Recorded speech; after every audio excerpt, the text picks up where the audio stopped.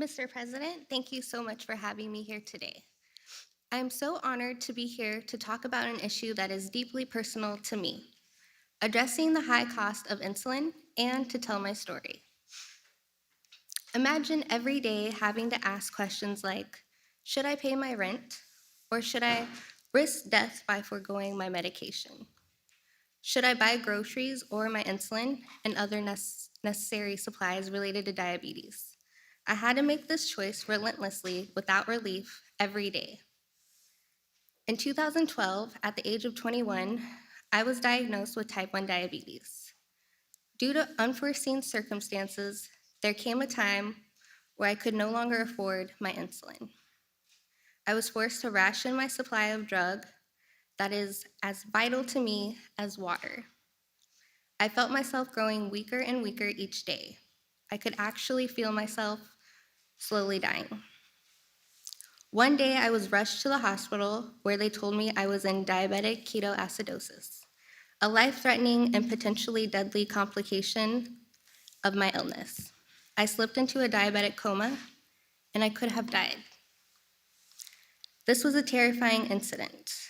I was ashamed that I couldn't afford my life-saving medication. I didn't want to ask for help. I shouldn't have to ask for help. Insulin and healthcare should be affordable. Ever since my diagnosis, the cost of my diabetic medicine has dictated everything from what kind of job I can take, whether I can set aside some money for savings. Thankfully, I am now able to afford my insulin through my employer benefits. I'm fortunate, but I know there are thousands of people facing this struggle. The reality is that 1 in 4 patients with diabetes has had to ration insulin due to high drug pricing. President Biden gets it. He has a plan to not only save me and millions of people like me money, but also to give us the certainty, the ability to control our health without our health controlling us. For me, President Biden's Build Back Better Act would mean peace of mind. I know how fast our circumstances in life can change, in addition to my illness. I am plagued with the fear that I may not be able to afford my insulin again. I want to see a future where young people like me don't have our lives revolve around our prescription drugs, and we don't have to make career and life choices around insurance benefits. That's why I'm so grateful for President Biden's leadership on tackling the high cost of prescription drugs, particularly insulin. And now, it's my honor to introduce my new friend, President Joe Biden.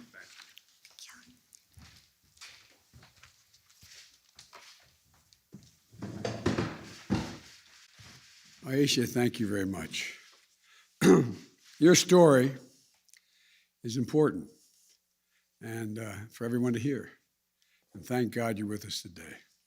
Today, I'd like to talk about how we're going to help millions of Americans protect and preserve their health and live with the dignity of knowing that they can care for themselves and their loved ones, all by making the cost of prescription drugs much more reasonable.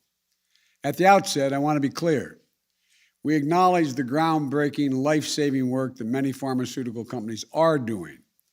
Look no further than the vaccines and the treatments they're manufacturing and delivering that are helping fight this pandemic.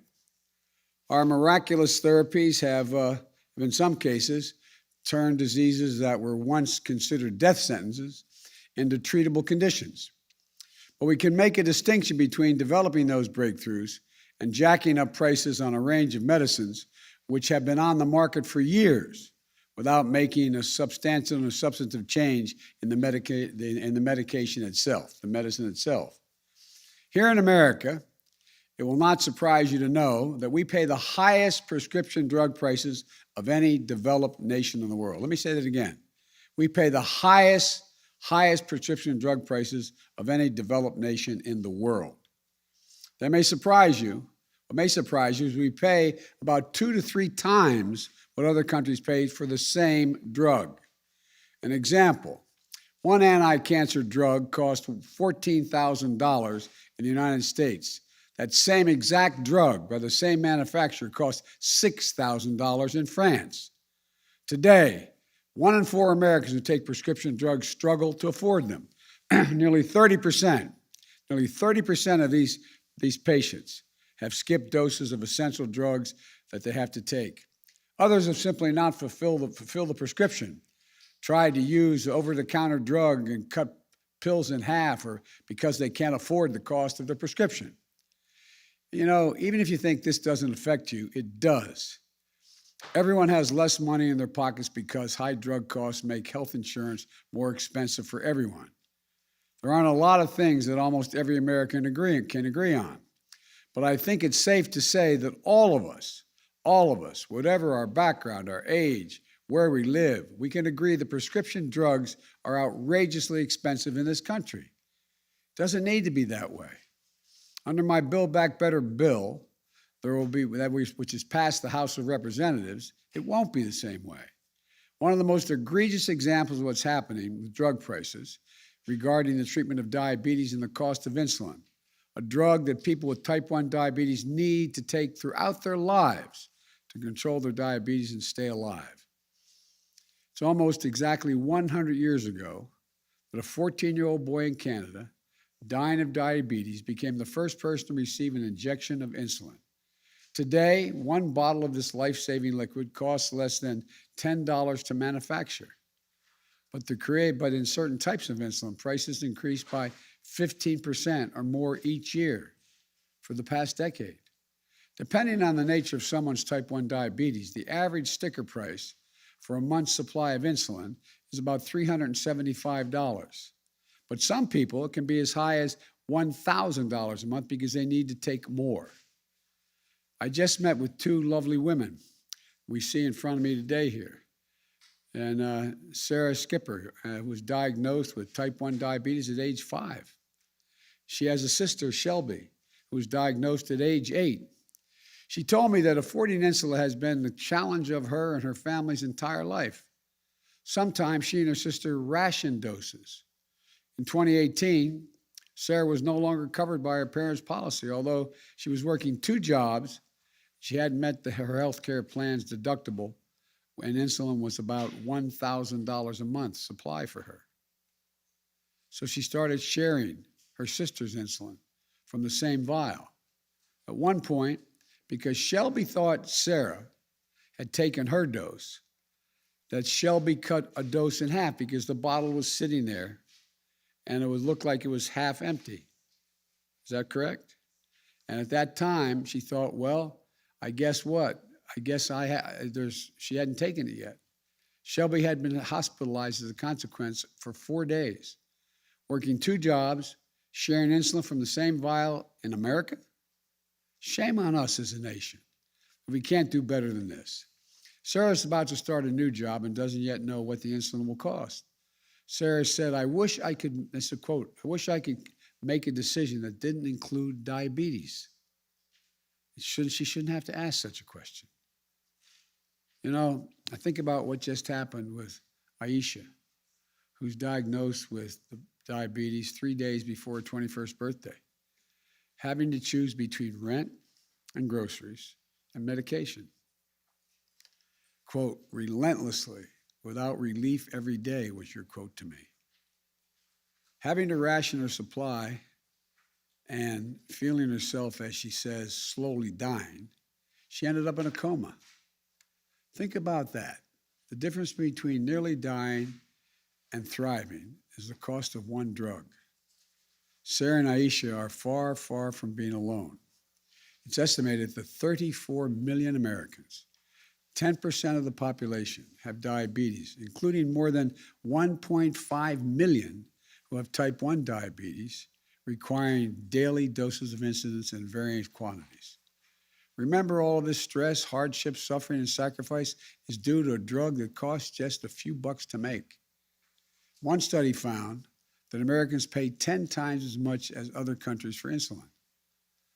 These price increases are about companies looking to maximize profits and nobody standing up for the patients. Nobody with the power to do something about it. It's enough. Nobody has held the manufacturers accountable until now. My Build Back Better bill takes 3 key steps to lower the cost for families dealing with diabetes. First, we're going to cap cost sharing for insulin at $35 per month. That means you can't get charged more than $35 at a pharmacy counter for your insulin. That's across the board. Whether you get health insurance through your private policy, the Affordable Care Act marketplace, or through Medicaid, nobody is going to pay more than $35 for each month for insulin. Second, for people who don't have health insurance, we're helping you get insurance. That way, people with diabetes can get protected with that $35 copay cap. People who are uninsured today can visit healthcare.gov to check out the options. In many cases, people can get a full health care plan, including coverage for insulin and other prescription drugs, doctor visits, and hospitalizations for less than $10 a month if you sign up for the plan. If you live in a state that has refused to expand Medicaid under the Affordable Care Act, my Build Back Better bill is going to fix that as well. These changes are going to ensure access to affordable coverage for millions more Americans and help more people with diabetes get coverage they desperately need. Third, we're going to end the days when drug companies could increase their prices with no oversight and no accountability. Going forward, drug companies that increase their prices faster than inflation are going to face a steep excise tax.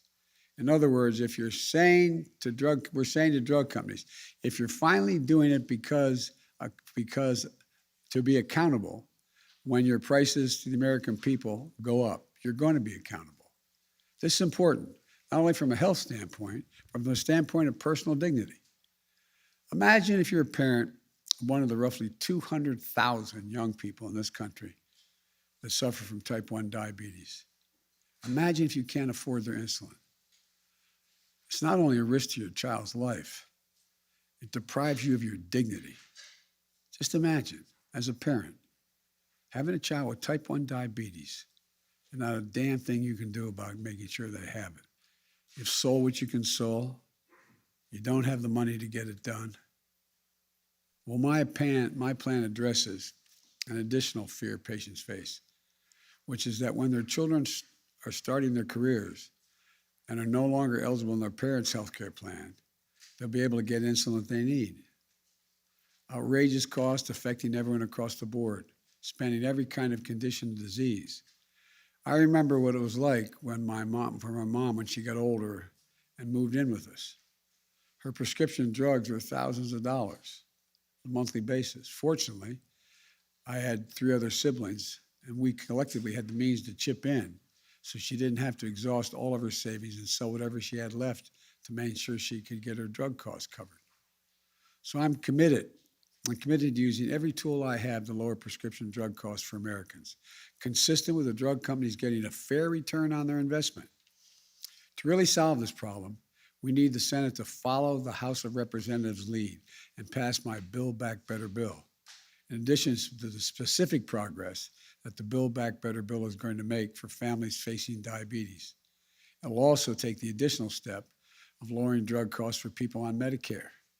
Right now, the only thing Medicare is not allowed to negotiate, they can negotiate the cost of doctors' visits, hospitalization, all the rest. But the one thing they can't, as a matter of law, they are not allowed to negotiate the price for prescription drugs. For everything else, doctors' visits, crutches, they can negotiate. My plan gets rid of that prohibition.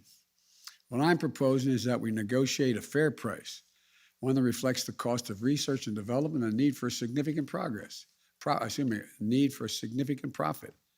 But that is still affordable to consumers. Right now, drug companies will set the price at whatever market will bear. My plan also caps the amount that seniors on Medicare have to spend on prescription drugs each year to no more than $2,000 per year, with Medicaid and drug companies picking up the rest of the cost. And again, our plan says that any drug company can only raise prices based on the rate of inflation and caps insulin cost sharing at $35 a month. So let me close with this.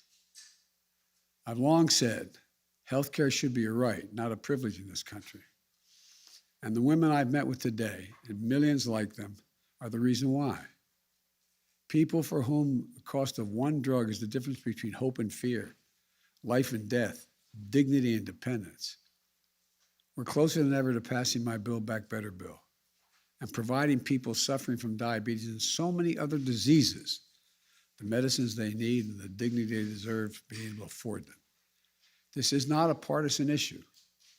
Diabetes, Alzheimer's, cancer, so many other diseases, they don't care if you're a Democrat or Republican. It's not about whether or not your loved ones can afford a prescription drug you need. So we need Congress to finish the job, to come together and make the difference in people's lives. I want to thank both the guests here today for being so straightforward with me. We had a good conversation in the office before coming over here. I admire you both. I admire you both.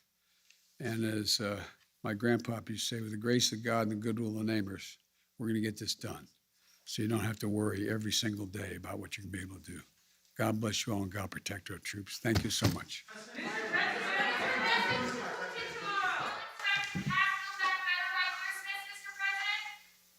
As early as we can get it, I want to get it done no matter how long it takes.